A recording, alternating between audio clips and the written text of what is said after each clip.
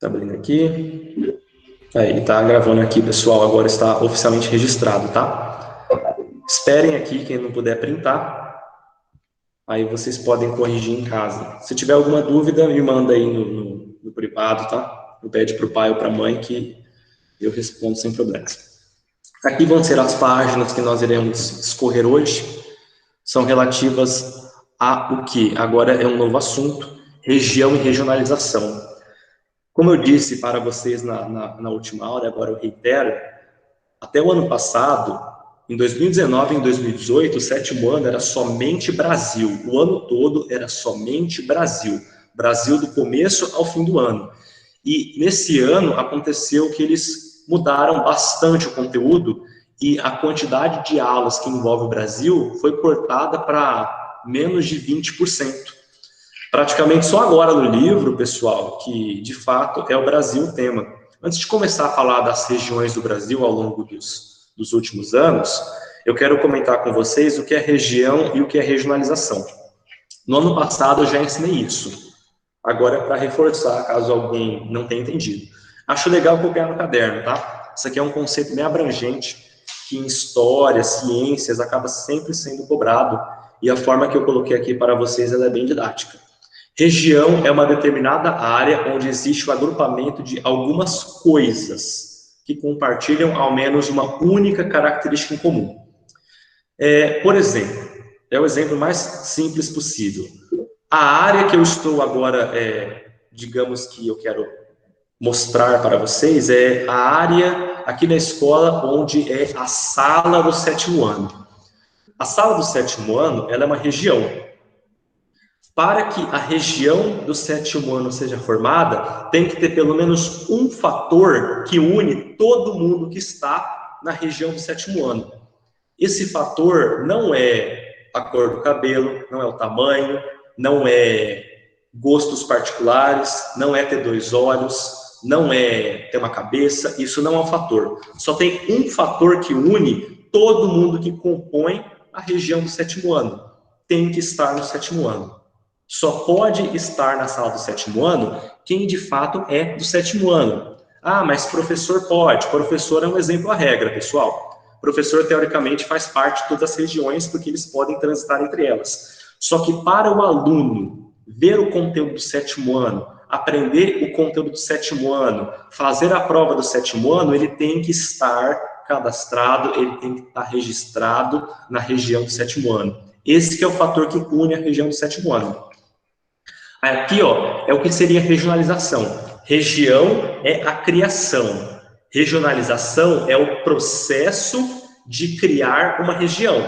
Primeiro vem a regionalização, que é o ato de pensar, e depois vem a região, que é a concretização do pensamento. Por regionalização, entende-se como sendo um ato humano. Somente humanos criam regiões. Animais possuem um critério muito interessante que eu já vou comentar com vocês. Como sendo um ato humano de criar regiões dentro de uma determinada área. Logo, regionalizações são fundamentais para que os governantes possam entender quais são as necessidades e especificidades de um dado lugar. Esse lugar é a região. Porque eu comentei com vocês que animais, eles adotam uma forma que é, digamos, que é e não é uma região, pessoal. Por que é uma região? Porque na prática você pode ver que ali se criou uma região onde os animais decidiram. Porque não é, de fato, uma região. Porque quem se importa com isso de criar região são humanos. Esse negócio de pensar, ó, aqui é uma região tal, aqui é outra região, isso é uma coisa que apenas o humano se importa. Animal faz isso, só que eles não fazem isso pensando nisso. Eles fazem isso porque é algo instintivo, é algo da natureza deles. Lobos. Os lobos, eles possuem determinada área onde somente uma alcateia pode caçar. Aí o que acontece? Naquela área, eles criaram um determinado contexto onde apenas um grupo de lobos pode caçar. Outros grupos de lobos podem entrar lá? Podem. Só que se eles entrarem em um grupo, entrarem em uma área que é de um grupo sem autorização daquele grupo, o que nunca acontece praticamente, eles vão de fato se matar, porque eles vão brigar pelo território. Então, de forma indireta, os animais também costumam criar áreas onde um grupo predomina perante os demais. Os chimpanzés na África, pessoal, eles também fazem isso. Os macacos são extremamente territoriais. Leões fazem isso. Hipopótamos fazem isso. Praticamente todos os animais criam uma determinada área onde, seja por um cheiro muito forte, ou seja pela presença visual, eles conseguem controlar o que acontece. E quando outro animal ou outro tipo de criatura invade, eles se sentem no direito de defender aquela área, porque eles consideram como sendo uma área onde eles dominam. Qual que é o porém? É uma área abstrata. Eles nunca têm certeza de onde de fato começa. Pode ser que marque tudo, só que na prática eles simplesmente escolhem uma área e ficam lá. O ser humano é uma coisa mais criteriosa. Por exemplo, nós sabemos exatamente onde começa e onde acaba a fronteira entre o Brasil e o Paraguai. Nós sabemos exatamente qual que é o ponto em que nós não podemos cruzar a fronteira porque estaremos entrando em outro país. Os animais não se importam com isso, os animais cruzam. Dane-se que ali o humano criou uma região. Isso não importa para eles, nem para as plantas. Aqui é um exemplo que eu vou dar para vocês, que são 3 tipos de regiões que podem ser criadas na China. Aqui é um mapa do país China, só que ele ilustra uma situação interessante. É um mapa que ilustra a densidade populacional da China. O que é densidade populacional? Densidade populacional é a quantidade de habitantes em uma determinada área. Nesse mapa aqui, pessoal, quanto mais vermelha é a área, mais pessoas moram lá. Quanto mais branca vai ficando a área, menos pessoas moram lá, até chegar um ponto em que vai ser o quê? Inabitado, onde ninguém mora lá, e eu já vou explicar o porquê isso acontece. Então, sim, nós podemos deduzir com absoluta certeza, tá? Essa aqui é uma constatação firme e forte. Quanto mais vermelha é a área, mais desenvolvida ela vai ser. Chegando ao ponto, pessoal, que, por exemplo, tá? Como vocês podem ver aqui, ó, quanto mais próximo do litoral, quanto mais próximo do mar, mais desenvolvida é a China. Quanto mais para dentro do continente, menos desenvolvida ela vai ser. Ó, vamos pegar aqui, ó, Hong Kong. Hong Kong é uma das cidades mais incríveis do mundo. Eu adoro essa cidade aqui, porque essa cidade aqui, ou 7º ano, desculpa, eu falo 9º ano, tá? 9º ano agora há pouco. E falando isso aqui também, tá? 7º ano, Hong Kong provavelmente é uma das cidades mais futuristas do mundo, porque aqui ó, nós temos uma fotografia, uma vista panorâmica de Hong Kong. Isso aqui não é um desenho não, tá? Hong Kong realmente é assim. Isso aqui é um sinônimo de desenvolvimento. Quanto mais prédio, mais iluminação, mais neon, mais luzes, mais desenvolvida vai ser uma cidade. E Hong Kong é uma das cidades mais desenvolvidas do mundo e uma das cidades onde existem mais pessoas morando. É uma questão de bom senso.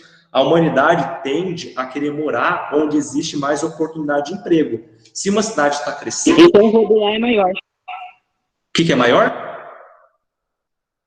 O roubo, não é? Porque você é mais desenvolvido.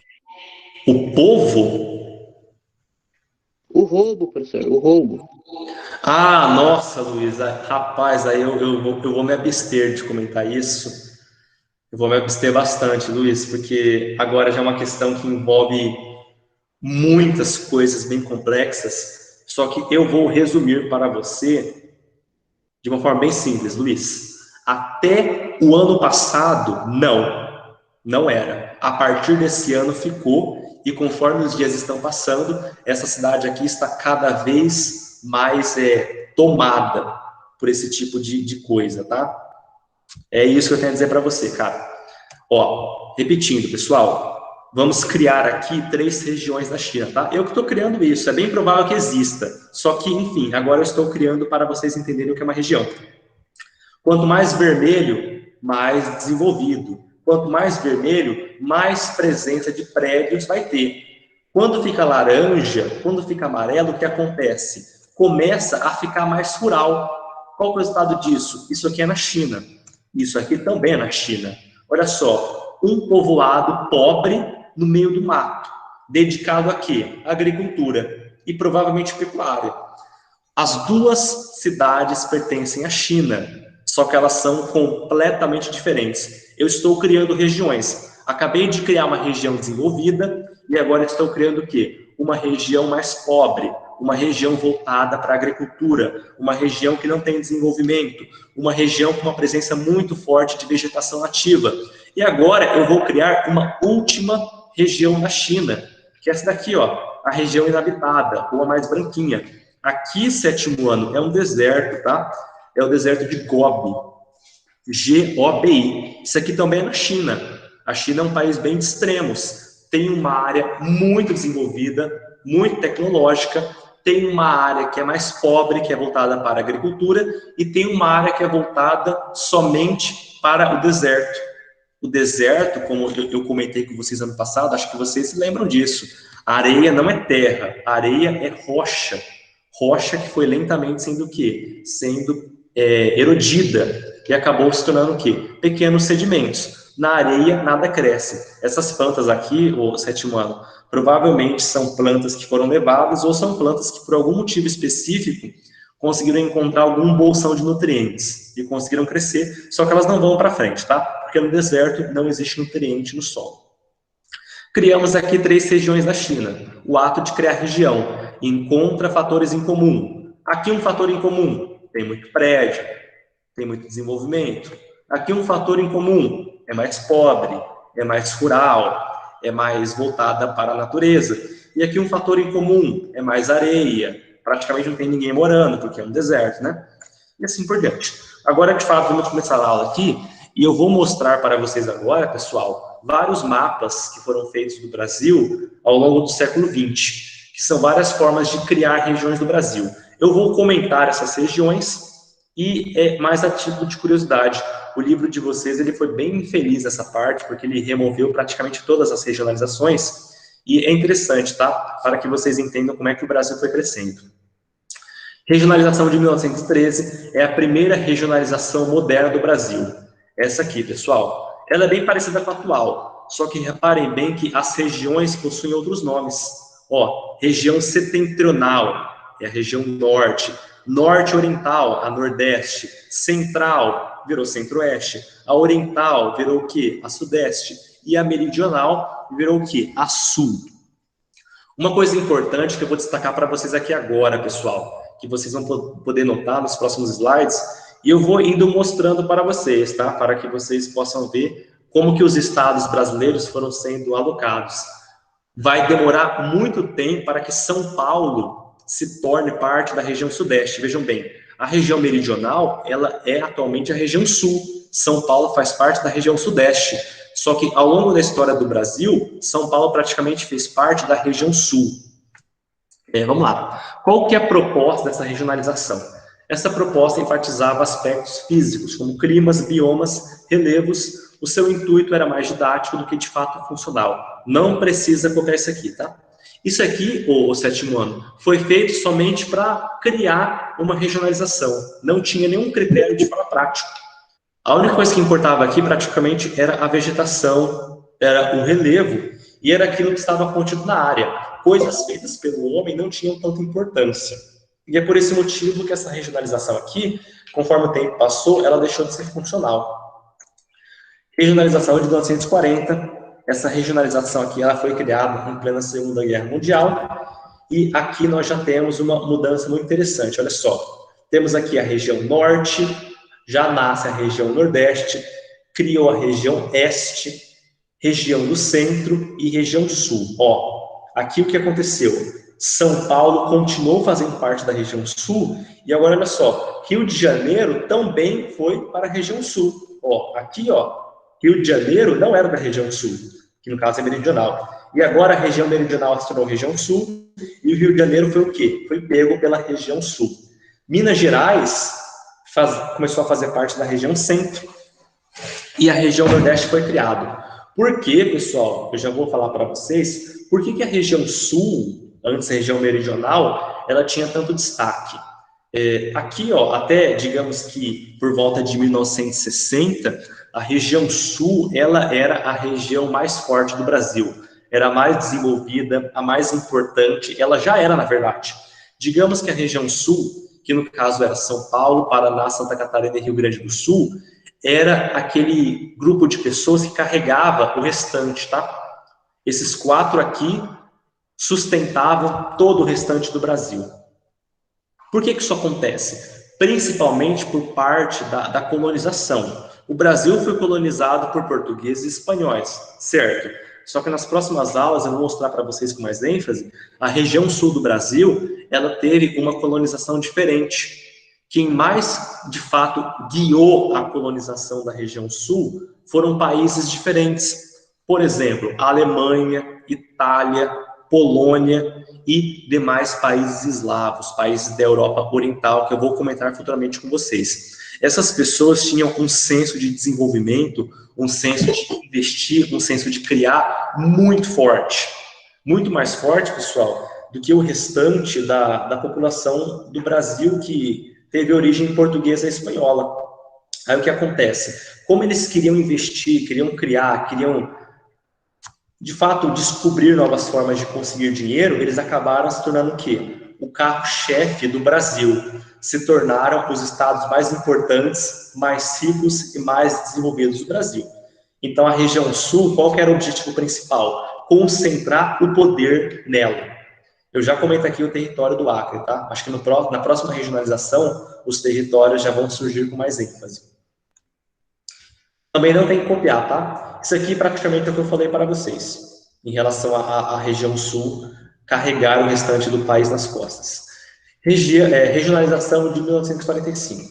Essa aqui mesmo, ó. Aqui, olha só, pessoal, aqui criou região para não acabar mais. Criou um monte de região.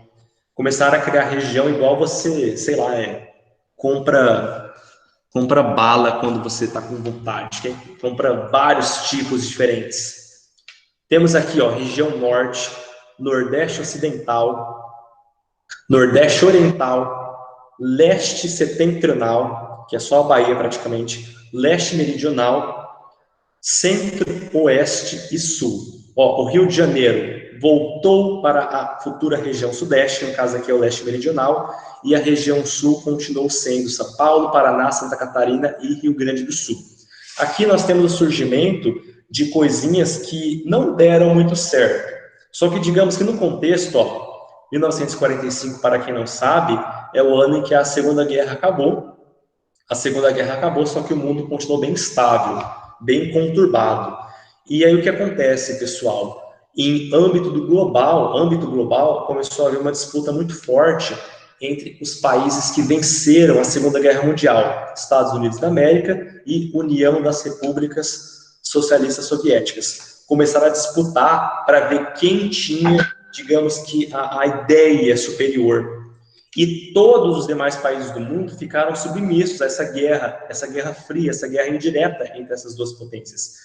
E a América do Sul, que é onde nós estamos, não é diferente.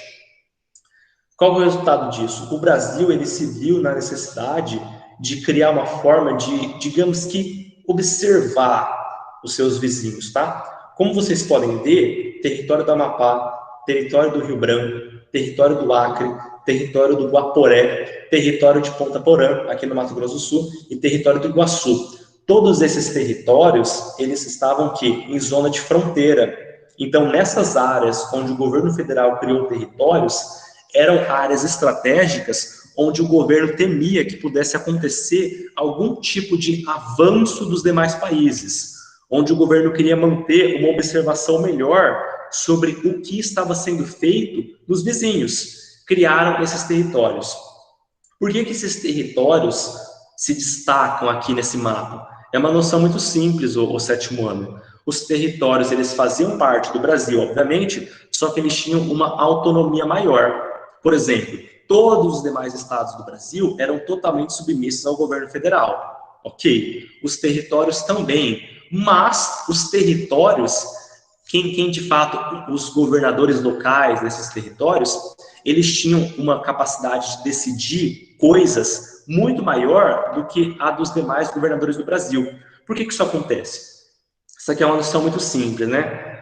Vou dar para vocês um exemplo. Hoje vocês acordaram, estava frio, agora está ficando um pouco mais quente, vocês sabiam que teriam aula, tomaram banho, sei lá, ou não, né? Provavelmente comeram alguma coisa, escovaram o dente ou não. Vocês seguiram uma rotina, é uma coisa fixa, é uma coisa estabelecida.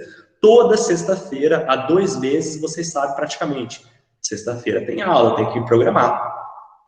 Agora, o que aconteceria, o sétimo ano, se hoje, quando desse 5 horas da manhã, explodisse uma bomba nuclear em Brasília? Isso seria um ato de guerra. Alguém atacou o nosso país. Toda a lógica do país ia mudar na hora. Alguém está atacando o Brasil. Pode ser em São Paulo, tá? Pode ser na região Nordeste, qualquer lugar do país. Algum outro país atacou o Brasil. Quando tem um ataque, quando tem algum tipo de mudança brusca na lógica em que nós estamos, as pessoas têm que agir de forma imediata. Você não tem tempo para se preparar, pensar o que vai fazer. Você tem que agir, porque o problema está acontecendo agora. Essa que é a lógica do território. Quem comandava os territórios tinha a necessidade de agir no imediato, caso algo acontecesse. Não ia ter tempo para comunicar ao presidente, 1945 não tinha internet, não tinha WhatsApp, não tinha e-mail, era uma comunicação ainda, já tinha telefone, só que era bem rudimentar. Praticamente era comunicação a carta ainda, tá, pessoal? Era uma coisa bem rudimentar, era bem o começo do rádio. Acho que já tinha televisão também, só que era uma coisa muito escassa. Pouquíssimos lugares do Brasil tinham isso. Quem mandava no território aqui, esses demais territórios, tinha que agir imediato, tinha que ter autonomia para decidir o que eu vou fazer para proteger o país. Eu não tenho tempo de perguntar para o presidente, eu tenho que agir agora. Ou seja, os territórios eram áreas mais militarizadas. O que é o grande problema dos territórios? Eles continuaram durante um bom tempo, só que o Brasil, ele continuou sendo uma potência hegemônica na América. Ninguém desafiou a hegemonia brasileira. Aí passou o tempo, chegamos em 1950. Se passaram apenas o quê? 5 anos desde a criação dos territórios.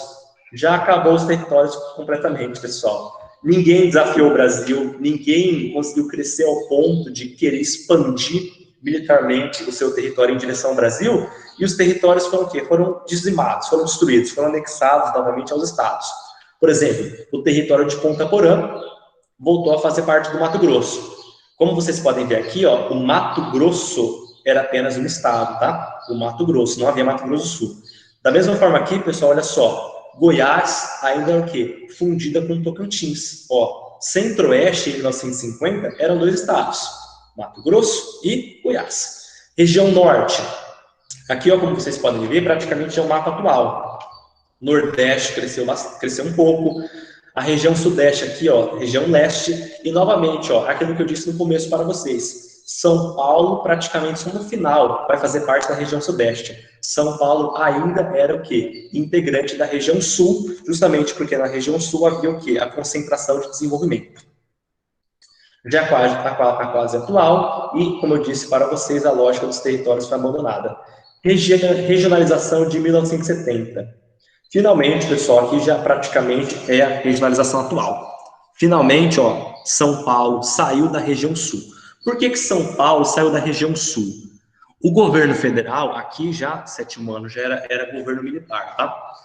O governo começou a direcionar muito investimento para esses estados aqui, que estão próximos de São Paulo, Minas Gerais, no caso, tá? Rio de Janeiro, essa área aqui começou a ser um novo centro do crescimento brasileiro. E como São Paulo permaneceu sendo extremamente importante para a economia nacional, ele foi realocado. A região Sul, ela perdeu muito investimento a partir de 1970, ela continua muito forte. Os 3 estados da região Sul são estados bem desenvolvidos, são estados muito bonitos, para quem já foi lá sabe do que eu estou falando, só que o grosso da economia, ele saiu, tiraram o foco da região Sul e passaram o foco para a nova região Sudeste. São Paulo foi retirado da região Sul e passou para a região Sudeste. Esse aqui já é o mapa atual. A única coisa que está faltando aqui, pessoal, para que de fato esse mapa aqui seja o mapa atual, é o surgimento de um último estado, tá? Aqui, como eu disse para vocês.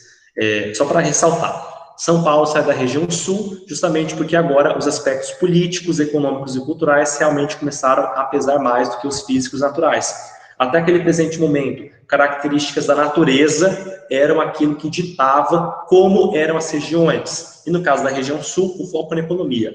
E a partir de 1970, o que ditou a forma em que as regiões eram criadas eram os aspectos econômicos, e São Paulo foi transferido.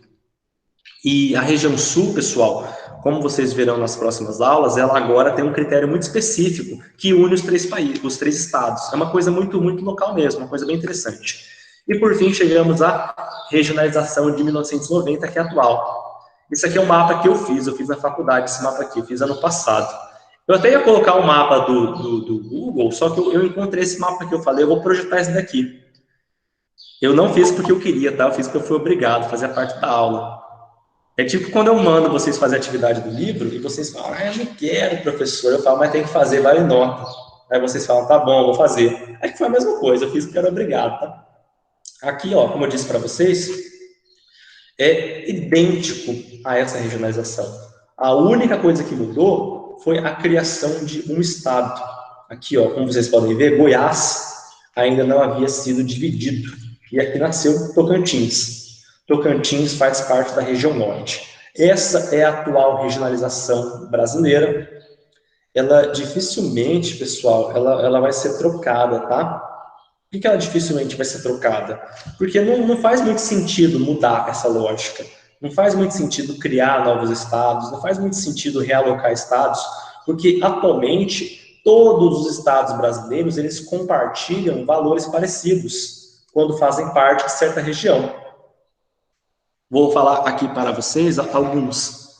Pelo menos, tá? Um fator em específico que todos os estados dessas regiões compartilham.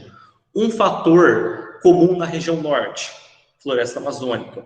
Um fator em comum na região nordeste, pobreza. Um fator em comum na região centro-oeste, soja. Um fator em comum na região sudeste, indústrias. Um fator em comum na região sul, imigrantes, que são aqueles que eu falei para vocês que de fato tornaram a região sul única, tá? Aqui, ó, como vocês podem ver, proposta de regionalização de 1970. Essa daqui é a mesma coisa. O que mudou? O que torna elas diferentes? Tocantins. Só isso. O restante é igual. Os estados estão nas mesmas regiões. É atual com Tocantins incluso.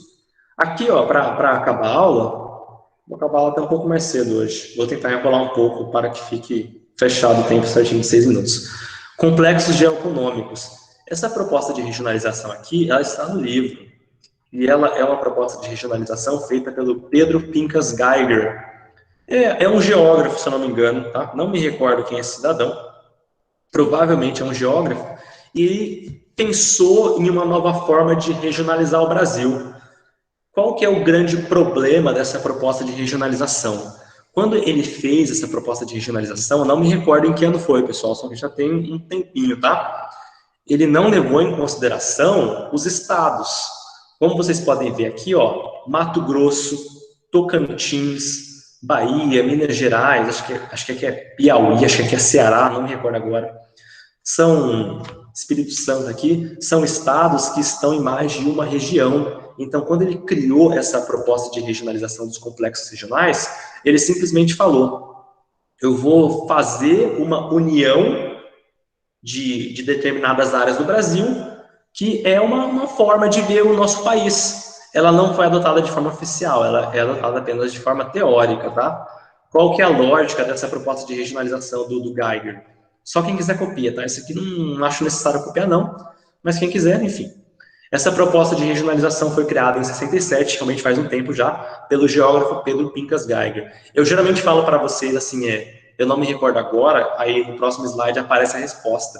Porque esse slide de vocês eu crio segunda-feira. E eu criei e deixei no computador, sabe? Eu até esqueci o que tinha aqui, vou ser sincero com vocês. Eu sei qual é a aula, só que eu nunca sei qual é o próximo slide. Mas eu criei tudo. Destaca os aspectos econômicos criados graças aos fatores físicos naturais. A região amazônica com extrativismo, a região nordeste pela agropecuária de subsistência e a região centro-oeste pela industrialização. Qual que é a lógica do Geiger? Aqui é extrativismo, que é quando você colhe o fruto sem matar a árvore, quando você caça um animal sem acabar com a espécie.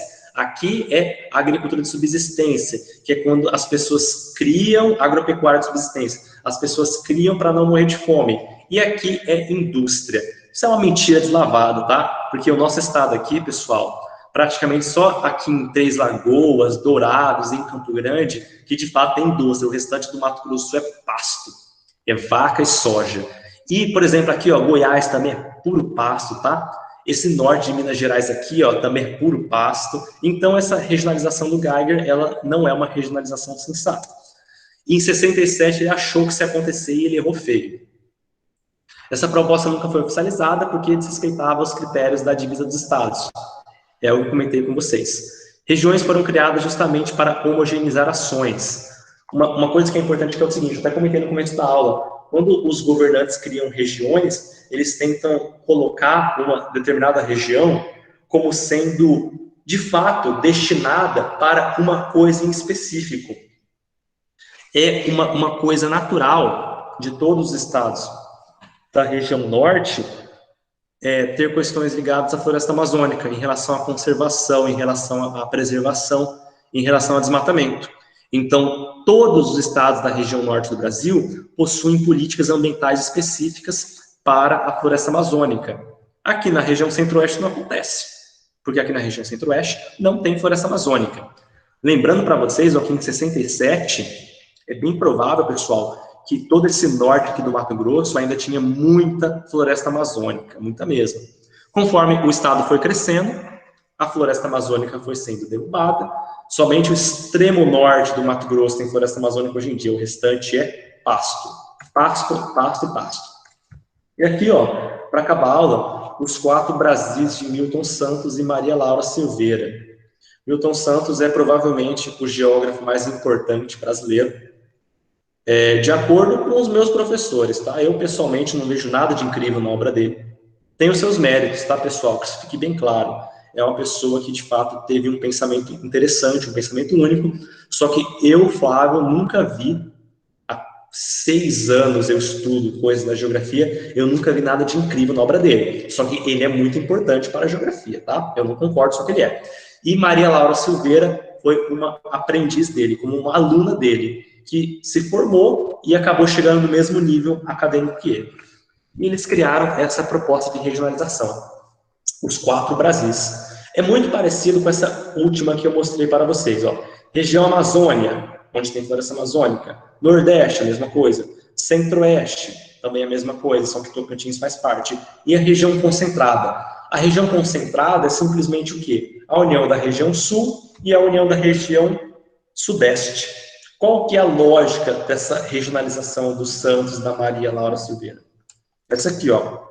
Também não tem que copiar, tá? É só para explicar o conteúdo. Eu vou terminar isso aqui e vocês já podem sair da aula tranquilamente.